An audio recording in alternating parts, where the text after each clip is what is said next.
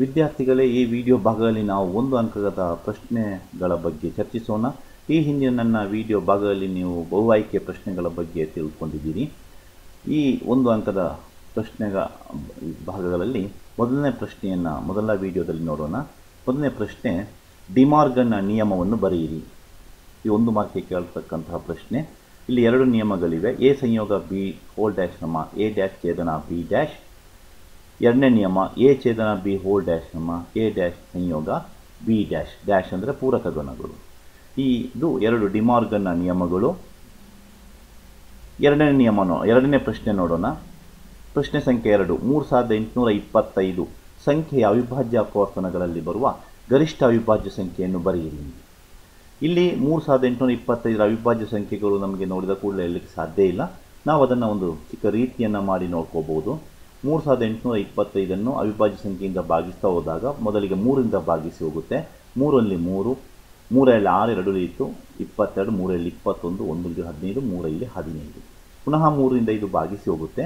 3 4ರಲ್ಲಿ 12, 3 6, 1 ಉಳಿಯಿತು 15, 3ರಲ್ಲಿ 15. ಇನ್ನು 3ರಿಂದ ಭಾಗಿಸಿ ಹೋಗುವುದಿಲ್ಲ. 425, 5ರಿಂದ ಭಾಗಿಸಿ ಹೋಗುತ್ತೆ.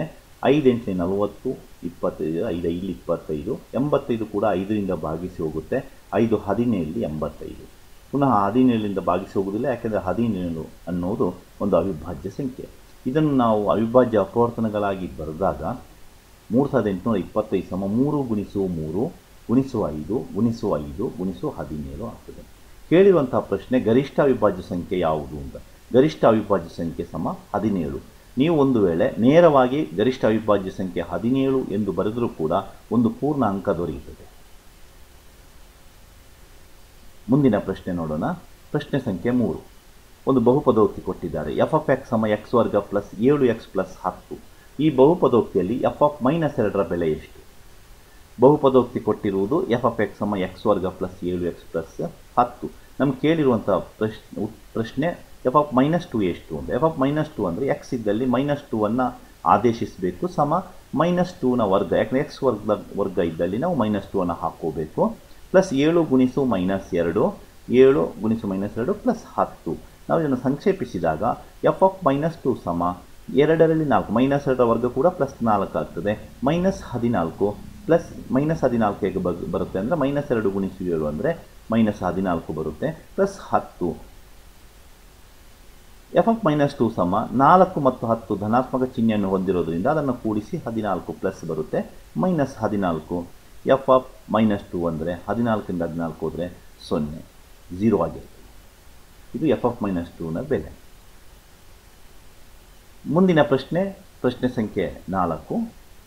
ಈ ಕೆಳಗೆ ಕೊಟ್ಟಿರುವ ಚಿತ್ರದಲ್ಲಿ PQ ಮತ್ತು PRಗಳು ಸ್ಪರ್ಶಕಗಳಾಗಿವೆ. ನಮಗೆ ಗೊತ್ತಾಗುತ್ತೆ ಇಲ್ಲಿ.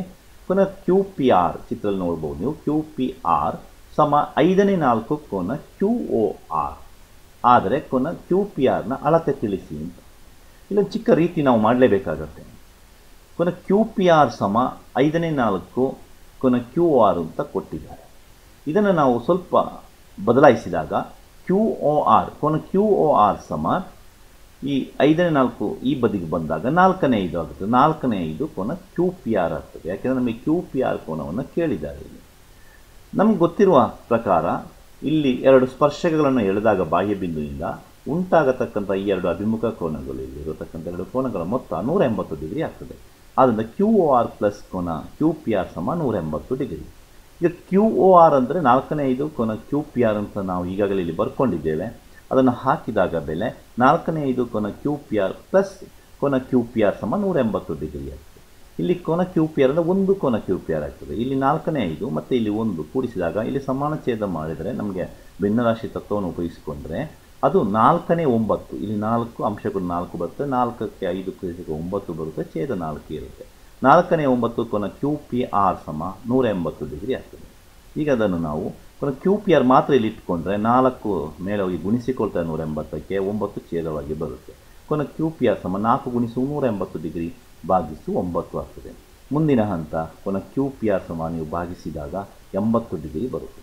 ಸೊ ಕೋನ QPRನ ಅಳತೆ 80 ಡಿಗ್ರಿ. ಮುಂದಿನ ಪ್ರಶ್ನೆ 5ನೇ ಪ್ರಶ್ನೆ. ಕೊಟ್ಟಿರುವ ಚಿತ್ರದಲ್ಲಿ ಕೋನ ಎ ಬಿ ಸಿ ಸಮ 90 ಡಿಗ್ರಿ. ಈ ಕೋನ 90 ಡಿಗ್ರಿ ಆಗಿದೆ, ಲಂಬಕೋನ ತ್ರಿಭುಜ ಆಗಿದೆ ಮತ್ತು ಬಿ ಡಿ ಲಂಬ ಎ ಸಿಗೆ ಬಿ ಡಿ ಲಂಬವಾಗಿ ಎಳೆಯಲಾಗಿದೆ. ಬಿ ಡಿ ಸಮ 8 ಸೆಂಟಿಮೀಟರ್, ಬಿ ಡಿ 8 ಸೆಂಟಿಮೀಟರ್ ಅಂತ ಕೊಟ್ಟಿದ್ದಾರೆ ಮತ್ತು ಎ ಡಿ 4 ಸೆಂಟಿಮೀಟರ್. ಆದರೆ ಸಿ ಡಿಯ ಬೆಲೆ ಎಷ್ಟು ಅಂತ ಪ್ರಶ್ನೆ. ಬಿ ಡಿ ಸ್ಕ್ವೇರ್ ಸಮ ಎ ಡಿ ಗುಣಿಸು ಸಿ ಡಿ. ಒಂದು ಲಂಬಕೋನ ತ್ರಿಭುಜದಲ್ಲಿ ಲಂಬಕೋನ ಇರುವ ಶೃಂಗದಿಂದ ವಿಕರ್ಣಕ್ಕೆ ಲಂಬವನ್ನು ಎಳೆದರೆ ಆಗ ಆ ಬಿ ಡಿಯ ಉದ್ದವು ಬಿ ಡಿ ಸ್ಕ್ವೇರ್ ಸಮ ಎ ಡಿ ಗುಣಿಸು ಸಿ ಡಿ, ಎ ಡಿ ಗುಣಿಸು ಸಿ ಡಿ ಆಗ್ತದೆ. ಇದು ಪ್ರಮೇಯದ ಮೂಲಕ ನಾವು ತಿಳ್ಕೊಂಡಿದ್ದೀವಿ. ಬಿ ಡಿ ಅಂದರೆ ಕೊಟ್ಟಿದ್ದಾರೆ 8, 8ರ ವರ್ಗ ಸಮ 4 ಎ ಡಿಯ ಅಳತೆ ಗುಣಿಸು ಸಿ ಡಿ. 64 ಸಮ 4 ಸಿ ಡಿ ಆಗ್ತದೆ, ಅಥವಾ 64/4 ಸಮ ಸಿ ಡಿ ಆಗ್ತದೆ, ಅಥವಾ ಸಿ ಡಿ ಸಮ 16 ಸೆಂಟಿಮೀಟರ್. ಸಿ ಡಿ ಅಳತೆ 16 ಸೆಂಟಿಮೀಟರ್ ಆಗಿದೆ. ಒಟ್ಟು 1 ಮಾರ್ಕಿನ ಪ್ರಶ್ನೆಗಳು 6 ಬರುತ್ತವೆ ಒಂದು ಪ್ರಶ್ನೆ ಪತ್ರಿಕೆಯಲ್ಲಿ. ಆದ್ದರಿಂದ ಈ ಭಾಗದ ಕೊನೆಯ ಪ್ರಶ್ನೆ, ಅದು 6ನೇ ಪ್ರಶ್ನೆ, ಅರ್ಧಗೋಳದ ಪೂರ್ಣ ಮೇಲ್ಮೈ ವಿಸ್ತೀರ್ಣ 462 ಸೆಂಟಿಮೀಟರ್ ವರ್ಗ ಆದರೆ ಅದರ ತ್ರಿಜ್ಯವನ್ನು ಕಂಡುಹಿಡಿಯಿರಿ ಅಂತ. ಇಲ್ಲಿ ನಮಗೆ ಬೇಕಾಗಿರೋದು ಅರ್ಧಗೋಳದ ಪೂರ್ಣ ಮೇಲ್ಮೈ ವಿಸ್ತೀರ್ಣ ಕಂಡುಹಿಡಿಯುವ ಸೂತ್ರ. ಅರ್ಧಗೋಳದ ಪೂರ್ಣ ಮೇಲ್ಮೈ ವಿಸ್ತೀರ್ಣ ಕಂಡುಹಿಡಿಯುವ ಸೂತ್ರ ಎ ಸಮ 3πr².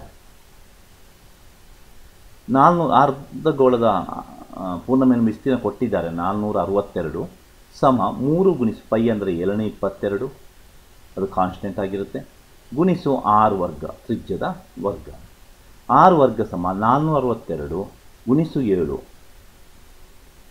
ಛೇದಾಂಶಕ್ಕೆ ಹೋಗುತ್ತೆ, 3 ಮತ್ತು 22, 3 20 66 ಕೆಳಗೆ ಬರುತ್ತೆ. 462 ಗುಣಿಸು 7 ಭಾಗಿಸು 66. r ವರ್ಗ ಸಮ 49 ಬರುತ್ತದೆ ಭಾಗಿಸಿದಾಗ.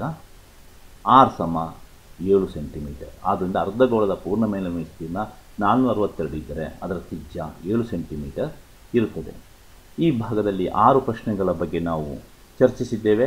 ಒಂದು ಪ್ರಶ್ನೆ ಪತ್ರಿಕೆಯಲ್ಲಿ 1 ಅಂಕದ 6 ಪ್ರಶ್ನೆಗಳು ಬರೋದರಿಂದ ನಾವು ಈ ವಿಡಿಯೋ ಭಾಗವನ್ನು ಇಲ್ಲಿಗೆ ಪೂರ್ಣಗೊಳಿಸೋಣ. ಮುಂದಿನ ವಿಡಿಯೋ ಭಾಗದಲ್ಲಿ ಮುಂದಿನ ಪ್ರಶ್ನೆಗಳ ಬಗ್ಗೆ ಚರ್ಚಿಸೋಣ. ಧನ್ಯವಾದಗಳು.